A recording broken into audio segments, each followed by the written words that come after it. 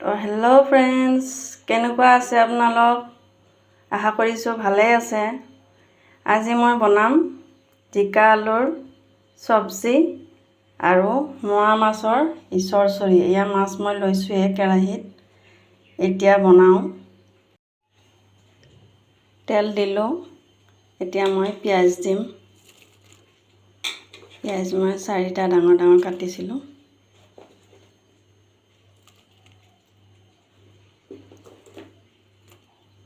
আদা নহৰু দিছোঁ, কেঁচা জলকীয়া দিছোঁ,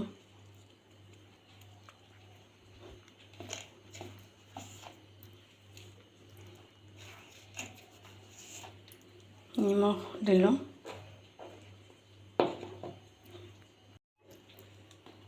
হালধি দিলোঁ মই আধা চামুচ,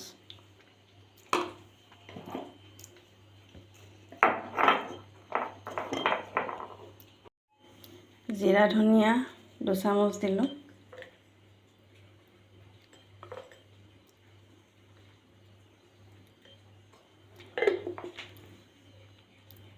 এতিয়া মই ভালদৰে লৰাই দিম। চৰচৰিখন মই ভাজি বহাইছোঁ। এতিয়া মই ইয়াতে পানী দিম। পানী অলপ বেছি দিব লাগিব, কাৰণ উতলি সিজিব। পিঁয়াজ চব নিজে নিজে কমি যাব, মাজে মাজে লৰাই থাকিব লাগিব। এতিয়া মই গেছ জ্বলাই দিম। এতিয়া মই জিকাৰ চব্জি বনাম। তেল দিলোঁ, ভাজি বনামতো চব দি ল'লোঁ। এতিয়া জিকাখিনি দিম, আলু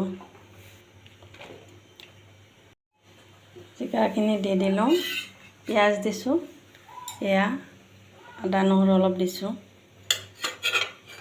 আৰু নিমখ দিম।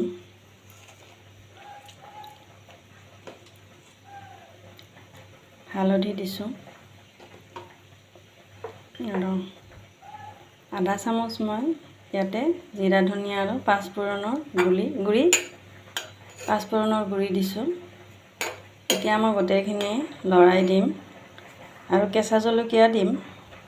এতিয়া মই গেছটো জ্বলাই দিছোঁ, অলপ জুইটো কমাই দিম আৰু ঢাকনি মাৰি দিম।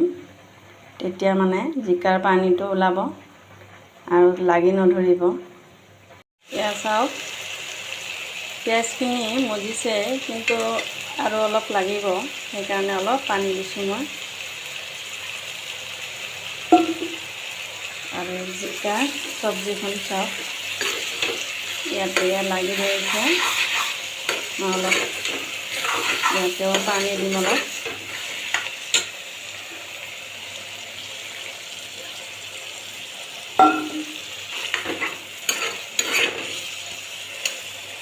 ইয়াতে জলকীয়াৰ গুড়ি দিছোঁ অলপ।